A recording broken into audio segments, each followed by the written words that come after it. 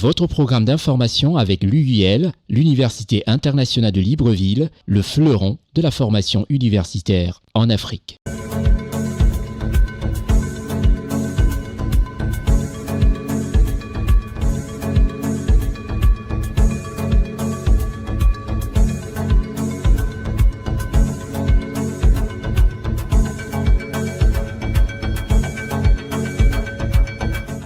Madame, Messieurs, merci de nous recevoir chez vous à cette émission constituée Week News où pendant 1 heure, nous allons vous servir de l'information.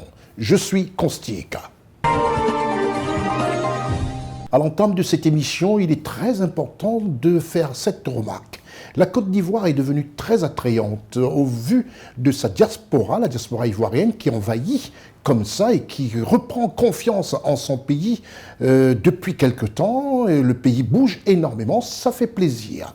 Il y a aussi la diaspora africaine de manière élargie et qui a envahi l'Abidjan depuis quelque temps. On les voit partout et ils veulent faire des investissements, apporter un plus à cette Côte d'Ivoire et par ricochet à toute l'Afrique avec leur savoir-faire acquis depuis l'Hexagone. Principalement, nous parlons de la diaspora canadienne. La diaspora canadienne a décidé de prendre d'assaut la Côte d'Ivoire et nous avons décidé de leur accorder quelques émissions que vous verrez dans les prochains jours sur votre petit écran. Des axes avec des jeunes dames brillantes qui en ont dans la tête, à l'exemple de Madame Élodie Olivia Postel, qui est une architecte de formation et qui a complètement mis un accent particulier sur le recrutement, l'immigration et surtout apporté à ses frères de la diaspora africaine, ivoirienne en particulier, puisqu'elle est à Abidjan pour un séjour qui porte sur la formation et elle est présidente de son entreprise, présidente directrice générale de son entreprise, SOS Archi du côté du Québec, au Canada. Et en marge de cette dame, que vous verrez d'ailleurs dans les prochains jours dans une émission baptisée « Qui suis-je ?», où elle parle des réussites, elle parle d'elle, elle parle de son envie de transmettre aux jeunes Africains, aux jeunes Ivoiriens, l'envie de réussir à travers des formations. Nous avons aussi focalisé notre caméra sur une autre, ça fait la fierté comme ça de la diaspora du côté du Canada, une deuxième qui n'est que Madame Nadège Méhé.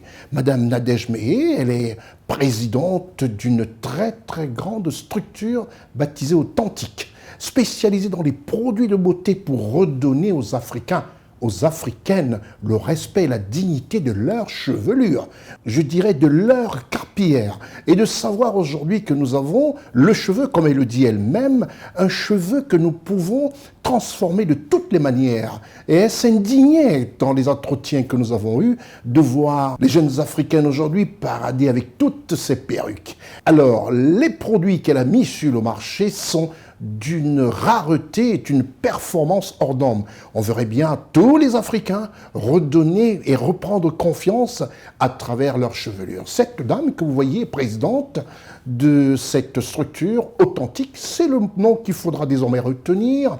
Et elle est aussi à Abidjan pour rencontrer les uns et les autres et leur dire simplement que nous, les Africains, nous avons du bon cheveu. Madame Nadège Méhé, présidente d'Authentique, est coach et conférencière et aime bien aussi se déterminer comme une philanthrope. Vous savez, ces 2 exemples et plusieurs autres, celles-là qui viennent du Canada, de la diaspora canadienne, que nous avons décidé tout simplement d'ouvrir ce programme exceptionnel pour dire que l'Afrique et ses enfants ont décidé d'être, comme on le dit nous en Côte d'Ivoire, debout. Restez les nôtres. Dans ce programme, nous allons parler de la Côte d'Ivoire. Nous allons aussi faire un tour au Gabon, en Turquie, au Liban, au Cameroun, en Arabie Saoudite, au Nigeria, parce qu'on a décidé quand même de vous présenter comme ça ces pays. Il faudrait que nous, les Africains, devenons fiers de nos pays et savoir qu'en restant dans nos pays, nous pouvons réussir et avoir que du bonheur, parce que nos leaders, nos chefs d'État s'évertuent à nous offrir et à nous donner comme ça, comme sur un plateau d'argent, un bonheur. Nous irons faire aussi un tour en Azerbaïdjan, parce que de ce côté, je dirais presque près d'une centaine de chefs d'État et de gouvernement y ont pris part à ce sommet sur le climat. Et c'était la COP29 du côté de Bakou. Et la Côte d'Ivoire était dignement présentée par son vice-président de la République, son Excellence, M. Timoko Mielet Kone. On y reviendra. Mais tout de suite, nous allons au Gabon, juste après la réclame. Au Gabon, le président Brice Clotaire Oligui Nguema continue à être au four et au moulin.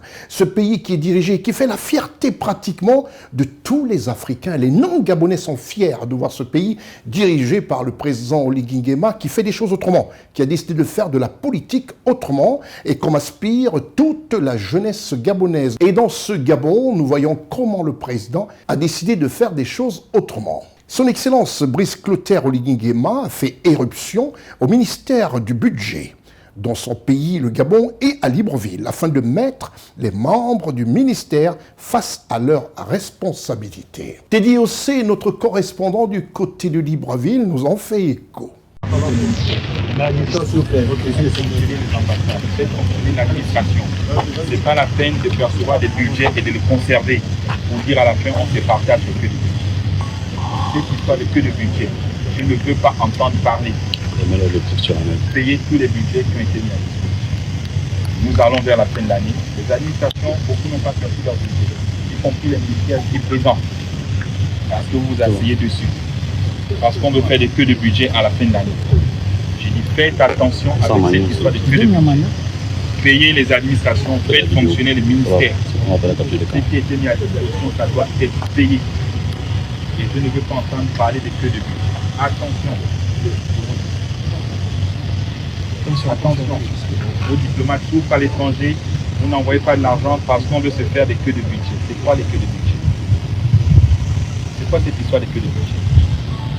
Ça me revient à l'oreille, oui, queue de budget, queue de budget. On arrive bientôt à la fin de l'année, le budget doit être payé. Payez les budgets.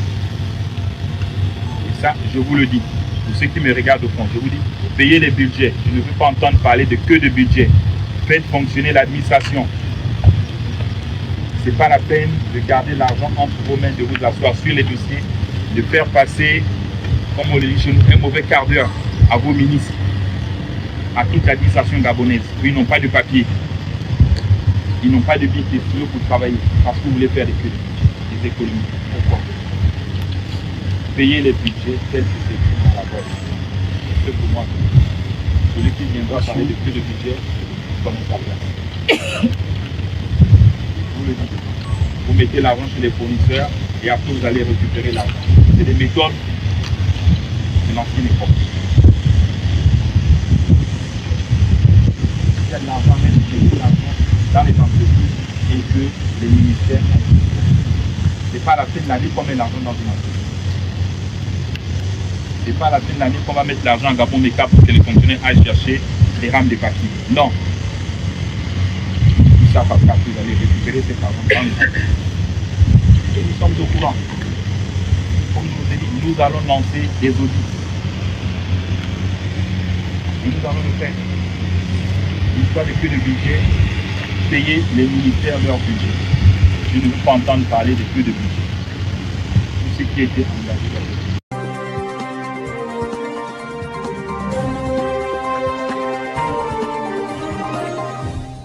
Voilà, un président qui a décidé d'aller même sur place parler aux ministres et leur dire cessez d'avoir des pratiques qui relèvent de l'ancienne époque. Aujourd'hui, le Gabon nouveau, le Gabon qui va vers la félicité, est un Gabon où tout le monde doit ne faire que ce qu'il a à faire et bien le faire. Je vous retrouve juste après la réclame. La Côte d'Ivoire, ce pays qui bouge énormément, et nous allons parler des prouesses d'un ministre d'État de ce gouvernement, le gouvernement du Premier ministre Robert Begré-Mambé. Le ministre d'État, ministre de l'Agriculture et du Développement rural et des productions vivrières de la République de Côte d'Ivoire, M. Kobenan Kwasi Adjoumani, a visité pour son bonheur et celui de tous les Ivoiriens une rizière à perte de vue, c'est du côté de Sikolo. Reportage Ousmana Koulibaly, Lévite Elivonan, Marcel Bassolé. Il s'agit d'un champ de riz à perte de vue d'une superficie de 100 hectares. Le gouvernement ivoirien réalise depuis quelques années des distributions gratuites de semences et d'engrais à travers toute la Côte d'Ivoire et fournit également du matériel aux associations et coopératives. Cela découle de cette perspective et c'est légitimement que le chef de canton Sikolo et sa communauté accueillent le ministre d'État, ministre de l'Agriculture, du Développement rural et des productions vivrières, M. Kobenan Kwasi Adjoumani. Nous avons bénéficié cette année du déposit. Donc nous avons encadré nos paysans. Donc voilà le fruit que vous-même vous voyez. Nous avons plus de 1000 hectares, mais on a pu faire 100 hectares. À Sikolo, il est temps de faire preuve de reconnaissance pour la récolte. Les villageois ont formulé une doléance qui a été satisfaite immédiatement. Nous avons voulu montrer à la face du monde et aux Ivoiriens que tout est possible. Il y a des gens qui bavardent. Ça ne fait rien. On n'a rien à manger. On va même jusqu'à dire que le piment coûte 150 francs. Alors que sur toute l'étendue du territoire, de part et d'autre des rues, on voit de la nourriture qui foisonne. La faucille, c'est ce qu'on prend pour couper le riz. Regarde 100 hectares. Est-ce que cette faucille-là peut couper 100 hectares? Ça ne peut pas. Donc j'ai donné des instructions pour qu'on leur envoie des moissonneuses pour venir récolter tout le riz. Donc il y a 3 moissonneuses qui seront ici dans les 48 heures pour pouvoir récolter tout ce riz. Cette visite se situe dans le cadre de la 11e édition des Journées de l'administration agricole, délocalisée à Kong et dans le reste du Chologo.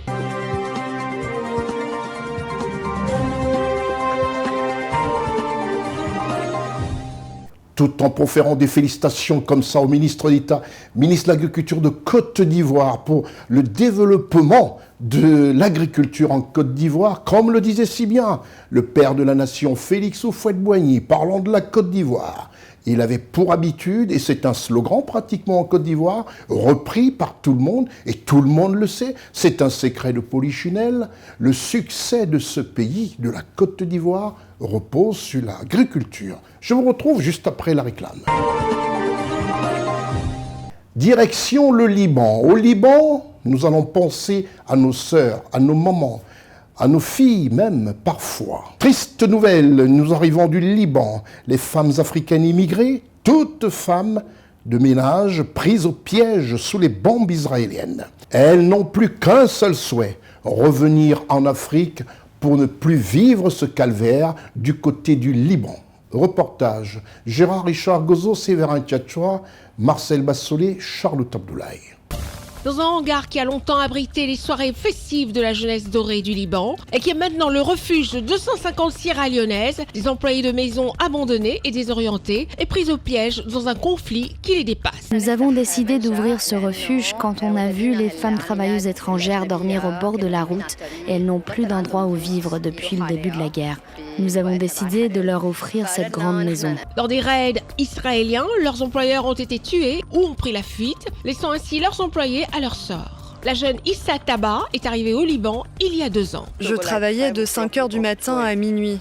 15 jours de travail, 1 jour de repos. Non logée, parfois non payée et soumise à des abus sexuels. J'ai vu des hommes venir vers moi. Ça a été très long, nous étions 3. Ils nous ont frappés, ils nous ont violés. C'est comme ça que j'ai eu ce bébé, j'ai été violée. Pas de document de naissance pour cet enfant de quelques mois, il se prénomme Huga. Si je n'ai pas de papier pour mon bébé, je ne peux pas partir et cela me stresse beaucoup. Parmi ces femmes, il y a 6 enfants en bas âge. Certains n'ont plus de passeport pour cause le système de parrainage qui leur a donné la possibilité de venir au Liban au service des familles qui retiennent les passeports à l'arrivée. Aujourd'hui, elles qui autrefois cuisinaient pour les autres le font désormais pour elles-mêmes. On mange tout ce que l'on veut et on cuisine ce que l'on veut. On demande ce que l'on veut et en un clin d'œil, on nous le donne. Mais on veut juste rentrer dans notre pays. Pour moi, c'est fini le Liban. Plus jamais, pour moi, plus jamais. Des négociations sont en cours afin de planifier leur rapatriement. La fin d'un périple, à l'heure du repas, elle interprète un chant sierra-léonais afin de maintenir l'espoir de retrouver enfin leurs proches.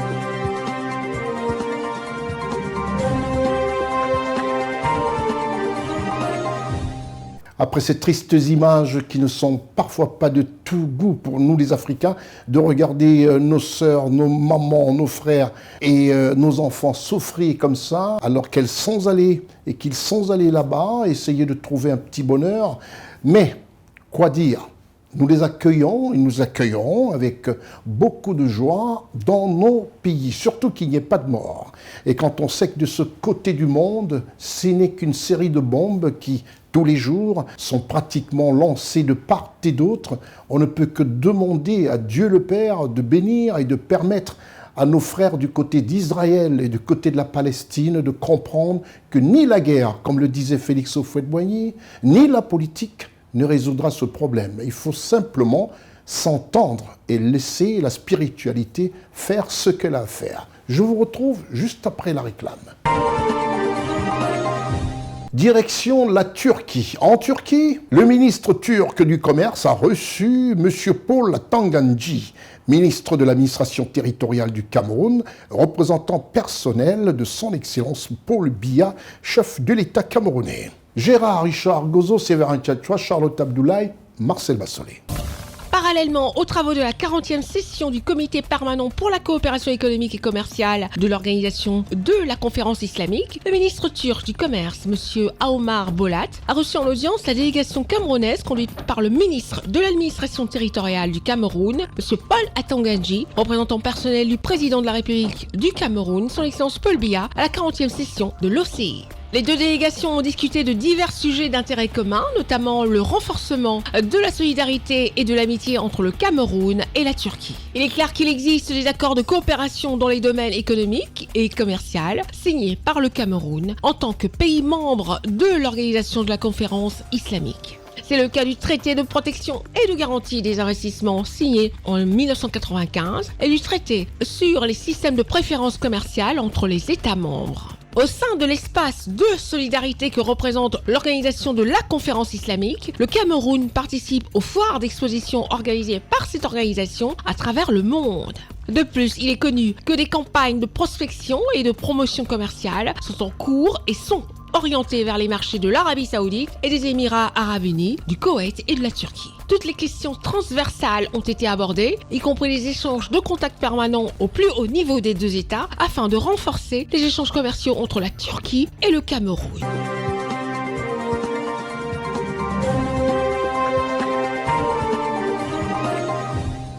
Et puisque nous parlions de la Turquie, avec cette représentation par le ministre de l'administration territoriale du Cameroun, M. Paul Tanganji, rien de plus normal que de rester au Cameroun, où nous allons suivre encore les informations de ce côté de l'Afrique centrale, juste après la réclame. Le Sénat camerounais a ouvert le mardi 12 novembre 2024 la 3e session ordinaire de l'année au Palais des Congrès de Yaoundé. Les travaux qui dureront un mois sont consacrés essentiellement à l'examen et au vote du budget 2025 de l'État par les sénateurs. L'honorable Boubakary Abdoulaye, premier vice-président du Sénat du Cameroun, a présidé la session budgétaire du mois de novembre au Sénat, ce qui lui a donné l'opportunité de revenir sur l'importance de cette session qui débute. Nous félicitons du dépôt du projet de loi sur la fiscalité locale devant le Parlement au cours de cette session. Ce nouveau cadre juridique attendu par les élus locaux devrait contribuer à accélérer le processus de décentralisation en mettant notamment à la disposition des collectivités territoriales décentralisées les ressources nécessaires pour le développement. Suite au débat d'orientation budgétaire de juin 2024 et à la circulaire du chef de l'État camerounais, son Excellence Paul Biya, la tâche sera ardue pour les sénateurs qui devront examiner et adopter le budget de l'État pour l'exercice 2025. Dans son allocution d'ouverture, le premier vice-président du Sénat du Cameroun, l'honorable Boubakary Abdoulaye, a abordé certains aspects de l'institution qui est le chef de l'État, dont il a salué les participations remarquables au FOCAC en Chine et aux 80 ans du débarquement de Provence à l'Hexagone. Saisir cette occasion qui m'est donnée pour dénoncer avec vigueur et condamner avec fermeté les atteintes inacceptables et malheureusement constantes à la dignité, à l'honneur et à la réputation du chef de l'État sous le prétexte de la liberté d'expression ou de communication. Une fois encore, une fois de plus, la Chambre haute interpelle le gouvernement sur ces délits et réitère sa demande d'une législation mieux adaptée au contexte, n'en déplaise Ces sénateurs se retrouvent pour la troisième et dernière session de l'année législative 2024, ce qui leur donnera la possibilité de poursuivre leurs responsabilités envers les populations et l'action gouvernementale dont ils ont également la responsabilité de superviseur. Certains Camerounais se sont exprimés au micro de CNN Télévision pour la rentrée parlementaire du Sénat. Oui, le vœu particulier des sénateurs que les sénateurs se penchent aux problèmes des populations. Vraiment, la population en difficulté, on a des problèmes de route, problèmes d'eau, problèmes d'électricité. Vraiment, que les sénateurs se penchent vraiment en ces problèmes-là. Beaucoup de débats de ce Sénat ne trouvent pas ça sur le terrain. La santé, il y a l'éducation, il y a les routes. Il y a des routes, il y a des micro-projets qui sont dans leur ressort, mais on ne les voit pas sur le terrain. C'est ça que j'ai pris aux sénateurs de descendre dans le territoire, essayer de travailler avec les populations. Là, ça va faire évoluer le Cameroun. On est en détresse. On a besoin de vraiment que le Sénat, s'ils peuvent même d'abord descendre sur le terrain, on souffre, le peuple camerounais souffre énormément. Non, on attend vraiment le Sénat qui fasse le travail, leur devoir de citoyens camerounais. Donc, vraiment bref, parce qu'étant sur leur bureau, ils ne voient pas. Il faudrait qu'ils descendent, qu'ils voient la souffrance que nous endurons.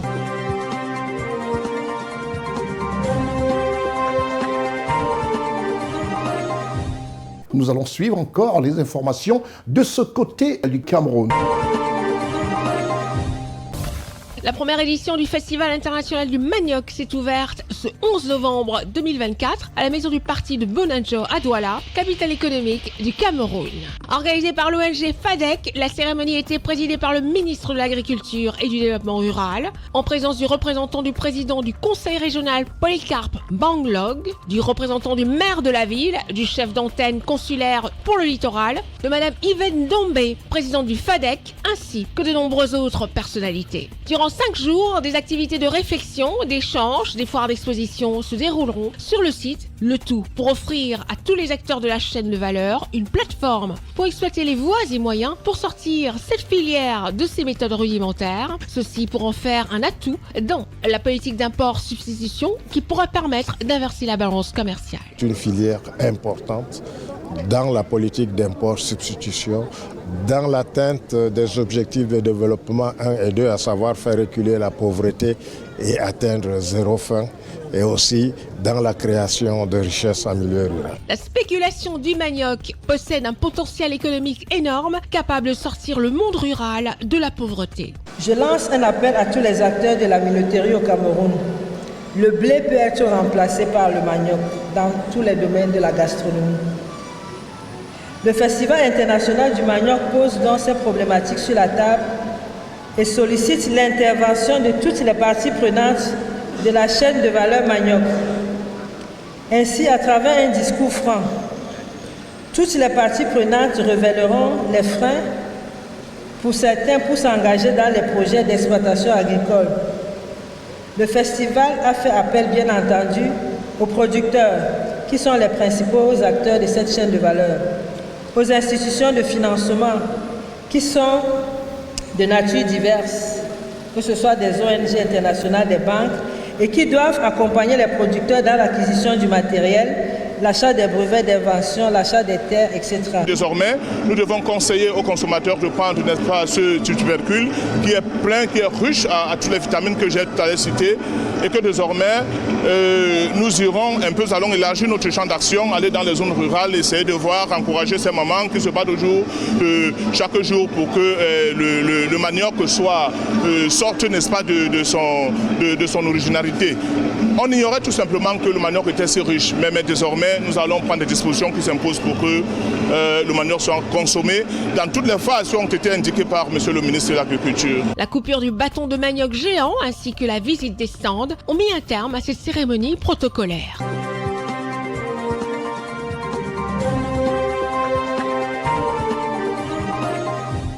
Retour en Côte d'Ivoire où tous les actes La vision du président Alassane Ouattara, tous les jours, se fait sentir pour le grand bonheur de la population ivoirienne. Voilà que l'UNESCO reconnaît 8 mosquées en Côte d'Ivoire, reconnues dans le patrimoine mondial. 8 mosquées ivoiriennes sont inscrites au patrimoine mondial de l'UNESCO. Une cérémonie de remise de certificats s'est tenue à Kong par la ministre de la Culture de Côte d'Ivoire, Mme Françoise Romac, en présence du parrain de la cérémonie, le ministre d'État, ministre de la Défense de Côte d'Ivoire, M. Téné Birahima Ouattara, à la grande fierté du maire de Caen, M. Berté Abdraman Timoko, et de l'imam Cheikh Ousmane Diakité. Reportage Charlotte Abdoulaye, Ousmana Koulibaly, Eddy Lévito Vonan, Marcel Bassolé et Séverin Tchatchoua. Depuis 2021, 8 mosquées ivoiriennes du style soudanais sont inscrites au patrimoine mondial de l'UNESCO. Les certificats d'inscription de ces 8 mosquées ivoiriennes du style soudanais au patrimoine mondial de l'UNESCO ont été remis à la cour de la grande mosquée de Kong par la ministre ivoirienne de la Culture et de la Francophonie, Mme Françoise Remarque. Avec son style soudanais en terre, la grande mosquée de Kong a plus de 300 ans. Elle traverse le temps avec la petite mosquée de Kong, la mosquée Nambira, la mosquée de Tengrela, la mosquée de Koto, la mosquée de Sorobango, la mosquée de Samatigila et la mosquée de Kawara. Toutes font désormais partie du patrimoine mondial de l'UNESCO. J'ai nommé son Excellence, Monsieur le Président de la République, Alassane Ouattara. C'est lui qui, de son aura, de sa maestria et de son influence sur la scène internationale, a repositionné la Côte d'Ivoire dans le concert des nations. C'est à lui que revient l'honneur de cette inscription des 8 mosquées de style soudanais au patrimoine mondial de l'UNESCO. Le guide de la communauté musulmane de Côte d'Ivoire, M. Cheikh Aïma Ousmane Diakité, a pour sa part exprimé sa fierté et a rendu hommage aux bâtisseurs de ces édifices emblématiques, considérant cette reconnaissance comme un honneur pour la communauté musulmane et pour la Côte d'Ivoire tout entière. Les imams et toute la communauté musulmane en Côte d'Ivoire voudraient, par ma modeste voix, très sincèrement saluer son Excellence, Monsieur le Président de la République, Alassane Ouattara, et son gouvernement, pour avoir eu cette vision qui s'est très tôt matérialisée à travers la prise du décret du 29 janvier 2020, portant classement des mosquées en série style soudanais du nord ivoirien sur la liste du patrimoine culturel national. C'est ça le débat. La ministre ivoirienne de la Culture et de la Francophonie, Mme Françoise Remarque, met en évidence le caractère exceptionnel de cette journée. Nous avons tenu à organiser cet événement pour la postérité, pour l'histoire, pour rendre hommage aux différentes communautés détentrices du savoir-faire unique, pour leur détermination et pour magnifier la patience dont elles ont fait preuve. Toutes les populations méritent aussi vos applaudissements. Pour l'UNESCO, il sera nécessaire de préserver tous ces biens culturels. Les sites du patrimoine mondial appartiennent à tous les peuples du monde, sans tenir compte du territoire dans lequel ils sont situés. Donc les mosquées de style soudanais du nord ivoirien appartiennent donc aussi à tous les peuples du monde, qui ont la responsabilité de coopérer avec vous pour en assurer leur préservation. De nombreux membres du gouvernement étaient présents aux côtés du parrain de l'événement, le ministre d'État, ministre de la Défense de la Côte d'Ivoire, M. Téné Birahima Ouattara, a exprimé sa joie. Depuis des années, ces communautés se sont mobilisées et sont mises à la disposition des experts de l'Office ivoirien du patrimoine culturel, OIPC, en espérant répondre aux critères de l'UNESCO. Je dois dire que c'est chose faite aujourd'hui. Je voudrais, avant de clore mon propos, me tourner à nouveau vers M. Lundou pour lui demander de remercier la part de son Excellence le Président de la République, la directrice générale de l'UNESCO, pour donner cette faveur de grande portée qui est faite à la Côte d'Ivoire. En Côte d'Ivoire, il existe au total 20 mosquées de type soudanais et le processus d'inscription de ces 12 autres mosquées du style soudanais, encore non inscrites, font l'objet de travaux de rénovation dans l'espoir de leur future inscription. Le certificat décliné en 8 exemplaires a été remis au comité de gestion de chaque mosquée concernée, située dans les régions du Poro, du Kabadougou, de la Bagoué, du Gontougo et du Chologo.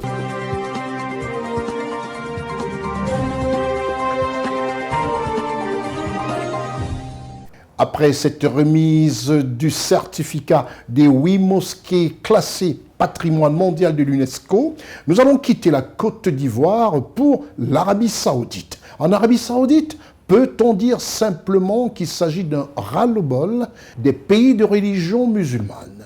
Peut-on dire simplement que c'est un ras-le-bol des musulmans de voir cette guerre qui commence à perdurer? Ou peut-on dire que c'est une prise de conscience réelle pour cesser définitivement cette guerre? En Arabie Saoudite, s'est tenu un sommet extraordinaire dans la ville de Riyad avec les dirigeants arabo-musulmans pour témoigner leur indignation sur le comportement israélien. Gérard Richard Gozo, Séverin Tchatchoua, Marcel Bassolé, Charlotte Abdoulaye. Le sommet extraordinaire arabo-islamique sur la situation au Proche-Orient et au Moyen-Orient ont pris fin à Riyad, en Arabie Saoudite. La présence de dirigeants arabo-musulmans à ce sommet témoigne à elle seule de l'unité de désapprobation des actions israéliennes dans la région et de toutes leurs répercussions. L'hôte de la rencontre, le roi d'Arabie Saoudite, Sa Majesté Salman bin Abdelaziz Al Saoud, et le secrétaire général de l'Organisation de la coopération islamique, M. Hissène Brahim Taha, ont, dès l'ouverture des travaux, fustigé le comportement d'Israël qui ne supporte pas la paix dans la région. Le président de la République du Tchad, son Excellence Mahamat Idriss Déby Itno, et tous les dirigeants arabo-musulmans présents à ce sommet ont condamné les agressions israéliennes qui risqueraient de faire embraser toute la région. Tous les dirigeants qui se sont succédés ont condamné de manière unanime la destruction de Gaza et les attaques israéliennes au Liban. Tous demandent à l'Organisation des Nations Unies d'obliger Israël à un cessez-le-feu à Gaza et à le tenir responsable de l'échec des négociations. Le chef de l'État, son Excellence Mahamat Idriss Déby Itno, a dans un discours sans équivoque souligné la nécessité d'une réponse collective contre l'escalade de violences dont les conséquences sont insoutenables pour les populations de Gaza et du Liban. Dans un franc-parler, le chef de l'État tchadien, son Excellence Mahamat Idriss Déby Itno, a appelé un engagement fort pour mettre fin aux violences. Il a également rappelé les souffrances endurées par les peuples d'autres pays musulmans, évoquant les maux qui rongent le monde islamique: manipulation, exploitation et division interne. Invitant à l'action, le président de la République du Tchad, son Excellence Mahamat Idriss Déby Itno, a affirmé que les leaders musulmans doivent se remettre en question et agir de concert pour provoquer un changement positif. Il a cité le Saint-Coran pour rappeler que le changement doit d'abord venir de l'intérieur, soulignant que la responsabilité des crises est partagée et que chaque pays doit prendre conscience de son rôle. Dans un appel à la solidarité, le président de la République a déclaré que le Tchad, en tant que membre de la communauté islamique, est déterminé à soutenir les efforts pour la paix. Il n'a pas manqué d'informer l'Assemblée des récentes attaques terroristes dans le lac Tchad, ainsi que l'opération militaire en cours pour protéger son pays et débarrasser ce bassin conventionnel de la secte terroriste Boko Haram. Ce qui a renforcé son appel à la solidarité des nations arabo-musulmanes pour faire face à ceux qui ternissent l'image de l'islam par des actes de violence.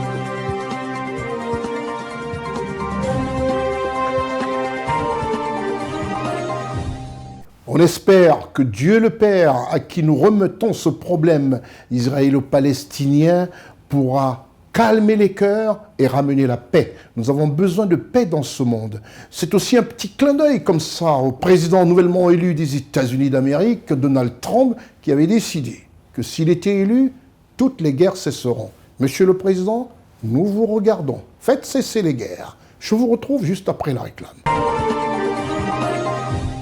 Parlons-en du Congo-Brazzaville, le pays de son Excellence Denis Sassou Nguesso, président de la République du Congo. Et au Congo, le ministre congolais chargé de la coopération internationale, M. Denis Christel Sassou Nguesso, a reçu le secrétaire général du FOCAC. Reportage Gérard Richard Gozo, Séverin Tchatchoua, Marcel Bassolé et Charlotte Abdoulaye. 2 mois après la 9e édition du Forum sur la coopération Chine-Afrique FOCAC, le secrétaire général chinois du comité qui suit les recommandations de ce forum a été accueilli à Brazzaville par le ministre congolais chargé de la coopération internationale, M. Denis Christel Sassou Nguesso, afin de discuter de la mise en place du plan d'action de Beijing 2025-2027. En présence de M. Rigobert Mambundu, représentant personnel du chef de l'État congolais, son Excellence Denis Sassou Nguesso, de l'ambassadrice de la République populaire de Chine au Congo, son Excellence Li Han, ainsi que de nombreuses autres personnalités. Les 2 principaux interlocuteurs ont discuté des avantages du FOCAC que la République du Congo co-préside au niveau de l'Afrique qui est confrontée aux défis du développement. Lors de cette réunion de prise de contact avec le ministère chargé de la préparation des rencontres ministérielles et d'autres ateliers d'échange interpays, le ministre congolais chargé de la coopération internationale, M. Denis Christel Sassou Nguesso, et ses hôtes auraient discuté des opportunités d'investir dans les domaines de l'agriculture, de l'énergie, de l'éducation, de la santé, du numérique et d'autres infrastructures routières. Pour accompagner les pays africains à sortir de la précarité sociale et économique, la Chine a prévu d'investir 50 milliards de dollars en Afrique d'ici 2025. La contribution chinoise découle de l'initiative appelée la ceinture et la route qui a été initiée par le président chinois Xi Jinping et qui correspond aux objectifs de développement durable ODD. Le secrétaire général chinois du comité, qui suit les recommandations du FOCAC, prévoit d'échanger sous peu avec le chef de l'État congolais, son Excellence Denis Sassou Nguesso, co-président du FOCAC, sur les enjeux de ce partenariat sino-africain.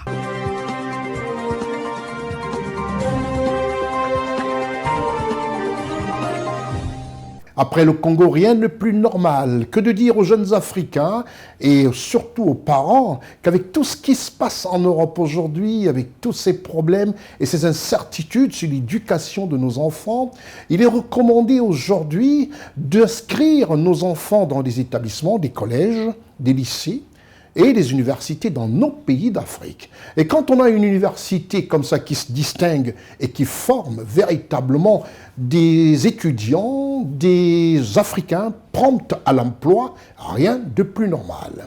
Et cette université non seulement est notre partenaire, mais est une université aujourd'hui qui bénéficie de l'attention et des partenariats de nombreuses universités qualifiées d'honorables dans le monde.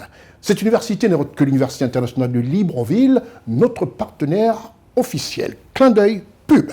L'Université internationale de Libreville, reconnue d'utilité publique grâce à son partenariat avec l'État, est un établissement privé d'enseignement supérieur à vocation scientifique et technologique composé, entre autres, de l'École polytechnique de Libreville, de la Faculté de droit et des sciences politiques, de l'Institut international de recherche biomédicale et biotechnologie, de l'Institut supérieur de gestion et d'économie appliquée.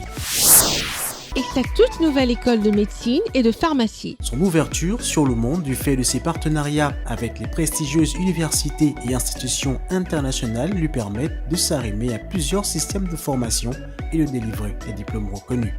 DUT, licence, ingénieur, master recherche et professionnel, exécutive MBA, doctorat. Venez vous former à l'exécutive MBA de l'UQAM Canada au métier de l'économie, gestion, du droit et de la science politique de l'industrie médicale et pharmaceutique. Devenez technicien supérieur ou ingénieur à l'Université internationale de Libreville, le fleuron de la formation universitaire en Afrique.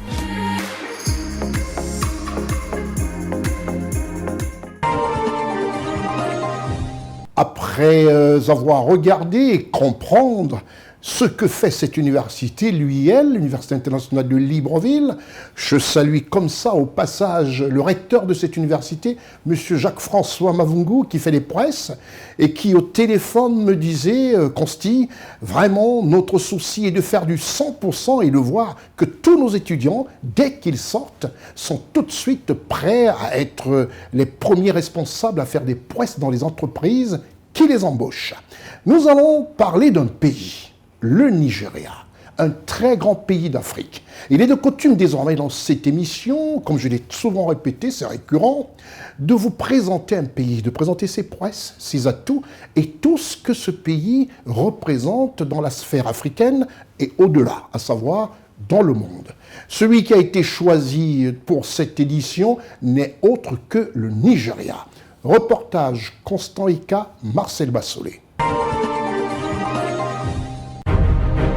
Le Nigeria est un pays africain du golfe du Guinée. Il possède un grand nombre de réserves et sites naturels. Les zones de conservation comme les parcs nationaux de Cross River et de Yankari comportent des chutes d'eau, une forêt tropicale dense, des savanes et des habitats abritant des primates rares. L'un des sites les plus notables est Zoumaok, un monolithe de 725 mètres de haut à la sortie de la capitale Abuja. Il est représenté sur la monnaie du pays. Le Nigeria est le pays le plus peuplé d'Afrique et le 7e au monde. Ses villes principales sont Lagos avec 25 millions d'habitants, Ibadan avec 5,8 millions d'habitants, Kano avec 4,9 millions d'habitants, Benin City avec 2,6 millions d'habitants, Port Harcourt avec 2,3 millions d'habitants. Lagos est la 3e plus grande ville du monde et la première d'Afrique. Sa densité est de 230,44 habitants au kilomètre carré. Le taux d'accroissement naturel est de 2,5% selon le FNUAP, en sigle depuis 2023. L'indice de fécondité au Nigeria est de 5,08 enfants par femme et l'espérance de vie à la naissance est de 56 ans. Le Nigeria est une république fédérale constituée de 36 États et du territoire de la capitale fédérale autour d'Abuja. La constitution de la 4e République adoptée en 1999 est tirée de celle de 1979, elle-même inspirée de la constitution des États-Unis d'Amérique. Le président du Nigeria est élu au scrutin uninominal majoritaire de tous les 4 ans. Les électeurs nigérians élisent en même temps les membres de l'Assemblée nationale, en sigle NASS, composée d'une chambre haute, le Sénat, et d'une chambre basse, la Chambre des représentants. Le Sénat compte 109 sénateurs, à raison de 3 par État, et de 360 représentants qui siègent à la Chambre. Les représentants sont élus au sein des circonscriptions, dont le nombre varie selon les États. Lagos compte ainsi 24 députés, tandis que le petit État de Bayelsa n'en élit que 5. Les gouverneurs des États qui jouent un rôle particulièrement important au Nigeria sont élus tous les 4 ans, selon le même mode de scrutin que le président. Le Nigeria occupe à date la présidence de la CEDEAO qu'elle avait déjà occupée entre août 2018 et juin 2019. La CEDEAO, dont le siège se trouve à Abuja, a d'ailleurs été fondée par le traité de Lagos en 1975. L'accord d'adhésion du Nigeria à la zone de libre-échange continentale de l'Union africaine, en sigle ZLECAF, a été signé le 7 juillet 2019. Le Nigeria est membre de la Commission du bassin du lac Tchad, en sigle CBLT, l'une des plus anciennes institutions régionales africaines créées en 1964 est basée à Djamena, au Tchad. Cette organisation est le cadre politique de la force multinationale mixte, en sigle FMM, de lutte contre Boko Haram créée en 2015. Enfin, le Nigeria exerce une influence importante sur son environnement régional grâce à son poids démographique et économique. L'importance de sa diaspora, estimée à 17 millions de personnes dans le monde. La puissance financière de ses banques et le rayonnement de sa production audiovisuelle, littéraire et musicale. Son produit intérieur brut, en sigle PIB, est de 504 millions de dollars américains, selon le FMI en 2022. Son produit intérieur brut par habitant se situe à 2330 dollars américains selon les indices du FMI en 2022. Le taux de croissance du Nigeria se situe à 3,2% depuis 2022 et à 3% en 2023 selon le Fonds monétaire international en sigle FMI. Son inflation, 22,1% en décembre 2022, avec un glissement annuel. Sa dette publique se situe à 37,3% du produit intérieur brut en sigle PIB en 2022, selon le Fonds monétaire international en sigle FMI. Ses principaux clients sont l'Inde à hauteur de 15,4%, l'Espagne à 9,9%, les Pays-Bas à 9,1%. Et ses principaux fournisseurs sont la Chine à hauteur de 25% des parts de marché, l'Inde 12,5% des parts de marché et les États-Unis à 10% des parts de marché. Les parts des secteurs d'activité dans le produit international brut en sigle PIB est de 53% du PIB pour les services, 25% pour l'agriculture, 22% pour l'industrie. Le secteur transversal des hydrocarbures se situe à 10%. Les transferts de la diaspora nigériane se situent à 6% du produit intérieur brut, en sigle PIB, 10 fois plus que les investissements étrangers, soit 21 millions de dollars américains. selon les indices de 2020. Le taux directeur de la Banque centrale est de 17,5% selon les taux depuis le mois de janvier 2022. Le taux de chômage officiel est de 33%, dont 14,5% à Lagos, 38% dans l'état d'Akwa Ibom. Le poids du secteur informel est supérieur à 50% du produit intérieur brut en sigle PIB. Le Nigeria est la première économie d'Afrique subsaharienne. Son produit international brut en sigle PIB représente en 2023 25% de celui du continent et 66% de celui de la CEDEAO. Le Nigeria se place au 26e rang du classement mondial de 192 pays entre l'Argentine et l'Autriche, devant l'Afrique du Sud 37e et l'Égypte 40e. Après une décennie de prospérité entre 6 et 10% de croissance, l'économie nigériane est entrée dans une phase de ralentissement à partir de 2014, causée par la chute des cours du pétrole. Si elle reste maîtrisée, la dette publique a augmenté, passant de 29 à 37% du produit intérieur brut, en sigle PIB, entre 2019 et 2022. La croissance a rebondi en 2021, passant à 3,6% du produit intérieur brut PIB en sigle. L'inflation reste soutenue et atteint en décembre 2022 21,4% en glissement annuel. Les inégalités au sein de la population nigériane demeurent très marquées. Si le Nigeria compte 4 milliardaires en dollars, selon les indices de Forbes 2019, et 29 500 millionnaires en dollars américains, il n'en reste pas moins que 40% de la population vit avec moins de $2 par jour. En 2022, le Nigeria a perdu son statut de premier producteur africain de pétrole, en raison des vols massifs de pétrole dans la région du delta du Niger. Le pays n'est pas parvenu à atteindre son quota de production journalière, fixé par le PEP à 1,8 million de barils. Les exportations non pétrolières ont en revanche augmenté de 40% en 2022 par rapport à 2021. Le secteur pétrolier représente environ 10% du produit intérieur brut nigérian en sigle PIB, mais environ 65% des recettes fiscales du gouvernement. L'économie nigériane a de nombreux atouts en dehors de l'industrie pétrolière. La richesse produite chaque année dans l'état de Lagos, produite par l'industrie non pétrolière, et les services est supérieur au produit intérieur brut en sigle PIB cumulé de la Côte d'Ivoire, du Sénégal et du Cameroun. Son secteur bancaire est le deuxième en Afrique, derrière l'Afrique du Sud, et constitue l'un des principaux moteurs de l'économie nigériane. Parmi les 75 entreprises africaines à plus forte croissance entre 2017 et 2020, 21 entreprises étaient nigérianes, selon le Financial Times.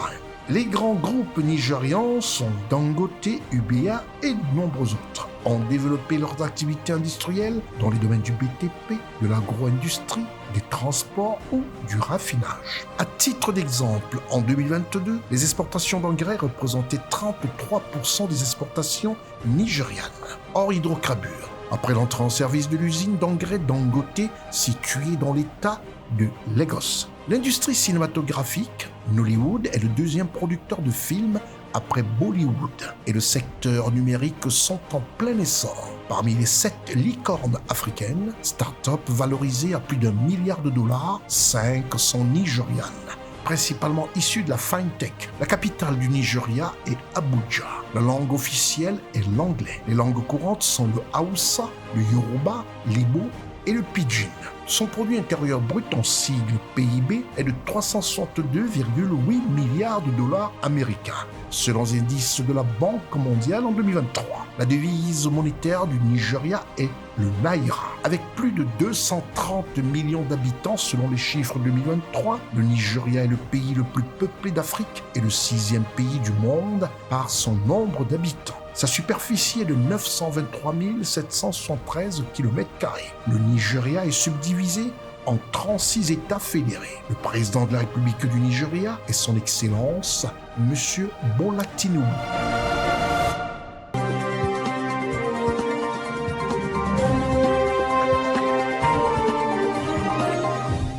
Voilà le Nigeria, ce mastodonte en Afrique, un pays qui compte et un pays qui est pratiquement la locomotive de tous les pays africains, un pays d'expression anglaise. Nous allons nous rendre à Azerbaïdjan, surtout à Bakou. Mais avant, il faudrait tout simplement rappeler que notre vice-président, le vice-président de la République de Côte d'Ivoire, son Excellence Timoko Mele-Kone, est rentré de la COP29, a atterri à l'aéroport Félix Houphouët-Boigny le jeudi 14 novembre, de retour de la COP29 à Bakou, Azerbaïdjan, où il a été de tout éclat, avec un discours qui a honoré la représentativité du président Alassane Ouattara, dont il était le garant. À Bakou, en Azerbaïdjan, 196 pays étaient présents, 72 000 participants, dont 80 chefs d'État et de gouvernement, ont pris part à cette COP29. La Côte d'Ivoire a été représentée, comme je le disais tantôt, par le vice-président de la République de Côte d'Ivoire, son Excellence M. Timoko Mele-Kone. Nous allons repartir un tout petit peu en Azerbaïdjan pour voir sa présence, avec toute la posture républicaine et l'affirmation d'une Côte d'Ivoire plus que debout. Direction Azerbaïdjan, Gérard Richard Gozo, Charlotte Abdoulaye, Séverin Tchatchoua, Marcel Bassolé. Bakou, la capitale de l'Azerbaïdjan, est le théâtre des débats mondiaux sur le climat. Les chefs d'État et de gouvernement prennent la parole à tour de rôle. Ainsi, dans la constante de leur discours, un axe est retenu par tous, l'urgence de l'action climatique. Le propos du vice-président de la République de Côte d'Ivoire, M. Timoko Mele-Kone, au nom du chef de l'État ivoirien, son Excellence Alassane Ouattara, sont similaires à ceux des autres chefs d'État et de gouvernement. Nous devons agir rapidement et collectivement pour faire face aux phénomènes climatiques de plus en plus destructeurs. En Côte d'Ivoire, les actions audacieuses sont en cours. Sans ces actions, notre PIB pourrait baisser de 13% d'ici 2050 et près de 2 millions d'Ivoiriens pourraient basculer dans l'extrême pauvreté. Il est clair que les conséquences économiques, sociales et sanitaires seront inévitables si nous demeurons passifs. C'est pourquoi, sous le leadership de son Excellence M. Alassane Ouattara, président de la République de Côte d'Ivoire, notre pays a pris des mesures fortes qui confirment notre engagement dans la mise en œuvre de l'accord de Paris.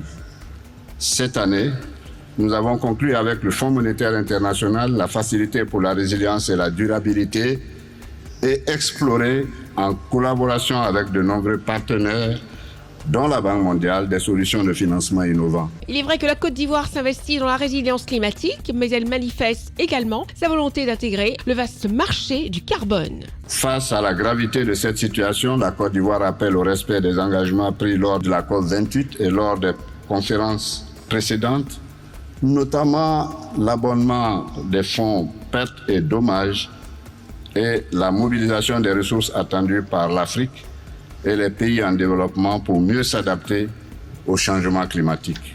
Mais au-delà, les grandes économies doivent réduire drastiquement leurs émissions de gaz à effet de serre pour faciliter l'accès aux technologies climatiques et accélérer le financement de la transition énergétique des pays en développement. Lors de la cérémonie d'ouverture de la conférence mondiale sur le climat de Bakou en Azerbaïdjan, les acteurs majeurs du changement climatique ont marqué leur détermination. Selon le secrétaire général des Nations Unies, M. Antonio Guterres, l'année 2024 et les années à venir seront marquées par des changements climatiques majeurs, entraînant des catastrophes naturelles d'urgence en raison du changement climatique. Selon lui, l'espoir réside dans la mise en œuvre des résolutions de la COP20 de Dubaï. Il est notamment consciencieux de renoncer aux carburants fossiles dans le but d'atteindre 1,5 degré Celsius. Pour leur part, l'astronaute M. Sunita Williams et le chef de l'État azerbaïdjanais, son Excellence Ilham Aliyev, se réjouissent de cette forte mobilisation intense. Il y a 196 pays présents en Azerbaïdjan, avec une participation de 72 000 personnes, dont 85 chefs d'État et de politique.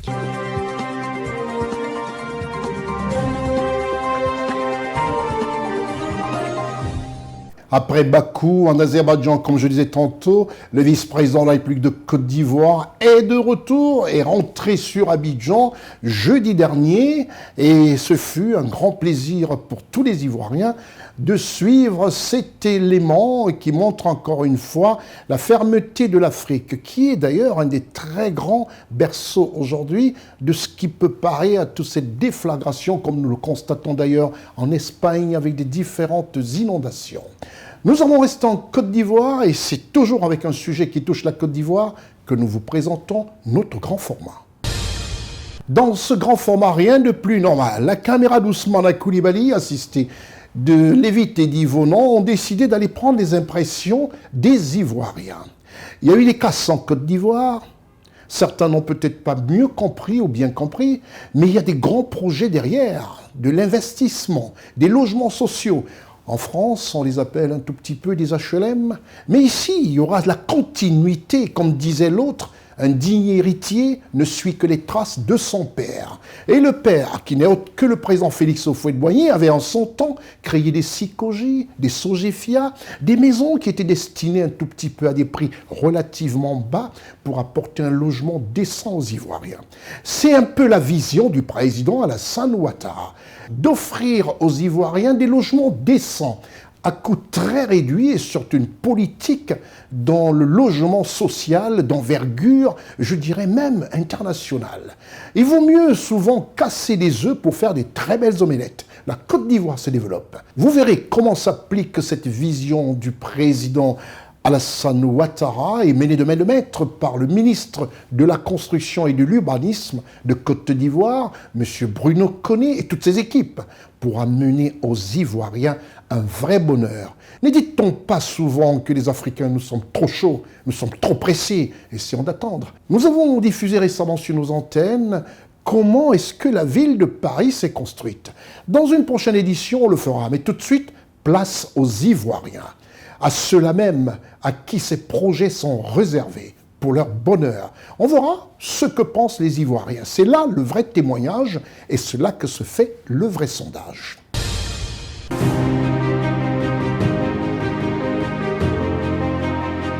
La création d'un habitat de qualité est une belle initiative faite par le gouvernement.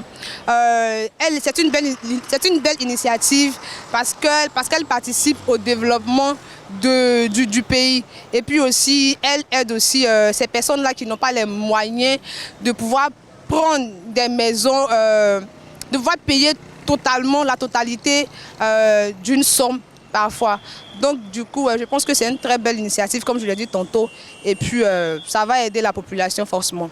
Je dis un grand merci au président, franchement merci pour cette belle initiative qui va forcément, comme je l'ai dit, qui va forcément participer au développement économique aussi du pays. C'est juste ça, merci beaucoup au président pour cette initiative. La création d'un habitat de qualité, je crois que ça va sauver la population, dans la mesure où on a un problème de logement ici. Si l'État a eu l'ingéniosité de créer ça, je pense que vraiment c'est un ouf de soulagement pour tout le monde. Parce que vraiment Abidjan est surpeuplé. Il n'y a pas de coin où se loger. Bienvenue à cette idée. Je peux dire merci au président parce que c'est bienvenu, parce que ça permet vraiment à la population de respirer. Parce que respirer, on était étouffé. Donc ça va permettre à la population de respirer. C'est une très bonne chose que le ministère de la Construction et de l'Urbanisme a mis en place. Bien entendu, nous savons bien que c'est le président de la République, son Excellence El Hadj Alassane Ouattara, qui met ces bâtiments à la disposition, comme on dira ailleurs, les HLM, habitat à logement modéré, c'est ça. Alors, nous l'avons connu quand on était tout petit, avec les maisons Sogefia Sikoji, d'alors au temps de Houphouët-Boigny, paix à son âme, ancien président de la République. C'était vraiment une formule qui marchait bien. En 10 ans, vous récupérez, la maison vous revient. Et vraiment, vous payez le loyer durant 10 ans et la maison vous revient. Mais nous voulons bien que l'arbitrage soit vraiment fait par les collaborateurs du ministre Bruno. Ok? Hein? Il ne faudrait pas que ce soit encore nos dirigeants qui récupèrent ces logements pour donner à leur progéniture ou à leurs proches. Il faut que véritablement le citoyen lambda puisse obtenir un habitat décent, à moins de coûts, sans qu'il y ait d'intervention. Donc nous voudrons que cette opération soit ouverte à tous les citoyens ivoiriens, à chaque Ivoirien, comme on le dit, un toit. Et vraiment, c'est une situation qui va mettre à l'aise les populations ivoiriennes. On ne finira pas de dire merci au président de la République pour cette belle initiative. Hein? Les Ivoiriens ont besoin, ils veulent être bien logés à moins de coûts. La création d'un habitant de qualité faite par le gouvernement, bon, franchement très intéressant aussi. Et puis il y a eu beaucoup de faveurs aussi qui arrangent les citoyens, qui peut aider aussi les Ivoiriens. Chacun de certaines familles peut avoir, des familles locales qui n'ont pas assez de moyens peut avoir le logement pour se loger à leur famille. Et aussi, bon, un peu, qui peut leur coûter un peu aussi moins cher. Donc, par rapport à ceci, bon, je pense que c'est très intéressant et aussi c'est bien fait. Donc ça est à soutenir au bout, beaucoup pour l'État ivoirien, beaucoup de soutien pour eux aussi. On les remercie d'avoir pensé à les Ivoiriens pour ces logements-là. Franchement, on les remercie beaucoup. Pour la création d'un habitat de qualité fait par le gouvernement, je suis vraiment d'accord. Je suis d'accord pour ça. Et je félicite le gouvernement, voilà, qui a une bonne pensée pour tous les habitants. C'est une bonne initiative pour nous les citoyens, mais vu qu'il faudra que ça soit un peu accessible à tout le monde, c'est ça le plus grand problème. Parce que les fonds SAEB, maintenant, ils disent aux gens d'apporter un apport initial, ce qui n'est pas aussi facile pour les gens. Voilà, c'est que la majorité de la population est tellement pauvre que ne peut même pas se payer même une boîte d'allumettes au marché, c'est pas possible. En tout cas, c'est un grand merci pour lui. C'est un grand soulagement déjà pour nous, la population, quand il fait ce geste-là. Mais qui trouve les voies pour faire un truc décent pour tout un citoyen, quoi. Voilà, pour que tout un citoyen puisse avoir un habitat. Voilà, c'est ce que je peux dire. La création d'un habitat de qualité faite par l'État est très important et très bon pour la société ivoirienne. Car ce temps-ci, nous voyons qu'il y a plusieurs individus qui se disent qu'actuellement il n'y a pas de maison, il n'y a pas de maison, de logement dans lesquels subvenir à leurs besoins. Mais cela est très bon parce que l'État aussi a pensé à ces personnes afin de pouvoir mettre en place les maisons à leur disposition pour pouvoir à leurs besoins, et tout ça. Donc ceux qui sont découragés, ceux qui se disent non actuellement que l'État ne pense pas à eux, il est très important de savoir que l'État a réfléchi à nos problèmes, à nos situations actuelles. Et il a mis les maisons à nos dispositions qui sont au bas prix. Donc, chers frères et chères sœurs, je vous exhorte à pouvoir croire à l'État, à croire aux directives et à ce que l'État fait. Cela contribue au développement économique aussi de la société de la Côte d'Ivoire. Et en ce sens-là que cela est vrai et nous devons croire et nous allons voir cela s'accomplir. Merci au président, merci au gouvernement de la Côte d'Ivoire. Nous disons merci à ce qu'il a commencé à faire. Nous voulons qu'il fasse mieux, afin que le peuple ivoirien sache que la République ivoirienne est là pour nous aider à pouvoir subvenir à nos besoins. La création d'un habitat de qualité fait par le gouvernement, ce que je pense dessus, je trouve ça très bien. Si le gouvernement ivoirien arrive à faire au moins des maisons où au moins chaque Ivoirien peut avoir au moins un endroit pour dormir, c'est plus mieux parce que là où nous habitons, à chaque moment, les propriétaires de coûts augmentent les maisons. À chaque moment, il y a une augmentation. Donc, si le gouvernement arrive à mettre ça en place, vraiment, nous, ça va nous plaire vraiment. La création d'un habitat de qualité, bon, c'est bon aussi. Parce que si le gouvernement construit assez de maisons, là, ça nous arrange aussi, nous les jeunes. Là, on peut gagner aussi des toits pour dormir aussi. Parce que nous la jeunesse, nous sommes nombreux ici à Côte d'Ivoire. Bon, si le gouvernement nous arrange sur ce projet d'habitation, ça nous arrange beaucoup. Avec un bon prix, ça nous arrange beaucoup. Aujourd'hui, on dira que pour avoir un logement décent, c'est pas facile. Hein, parce que tout est cher. Et puis, si le gouvernement a décidé de créer un habitat de qualité, je pense que ça sera intéressant pour tout le monde. Parce qu'aujourd'hui, je dirais encore que, au risque de me répéter, qu'au temps de nos parents, il y avait ces logements-là, les logements qu'on pouvait appeler logements sociaux, justement la SUCOJ, effectivement, la SUCOJ, voilà. Et nos parents cotisaient petit à petit et après, ça leur revenait. Et nous-mêmes, on en a eu aujourd'hui, on a bénéficié de ça aussi. Mais on espère que c'est une amélioration aujourd'hui et que l'État va faire fort de pouvoir quand même impliquer tout le monde.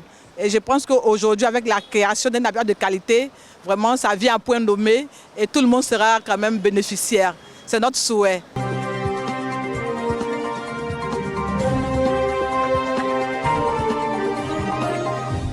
C'est terminé pour cette émission, tout en souhaitant simplement un très bon séjour à toute la diaspora canadienne en Côte d'Ivoire pour des très grandes réalisations et surtout souhaiter comme ça la formation de nos jeunes. Oui, nos jeunes doivent aller se former au Canada. Oui, c'est normal. Et ça fera plaisir, faire des stages là-bas de quelques mois et revenir dans nos pays pour apporter leur savoir. Tout en vous remerciant aussi à vous d'avoir regardé comme ça ce programme d'information vraie sur votre petit écran. N'oubliez pas de rester fidèle sur votre chaîne de télévision CNN et de regarder toutes leurs rediffusions en cliquant sur cnntv.ci. Et si vous voulez voir de l'information africaine en continu, non-stop, n'hésitez pas à aller sur www.cwebinfo.net. Vous rentrez dans la rubrique Replay et la télévision est disponible pour vous 24 heures sur 24. Toutes les informations qui touchent le continent africain. C'était votre programme d'information avec l'UIL, l'Université internationale de Libreville, le fleuron de la formation universitaire en Afrique. Je suis Constieka. Au revoir.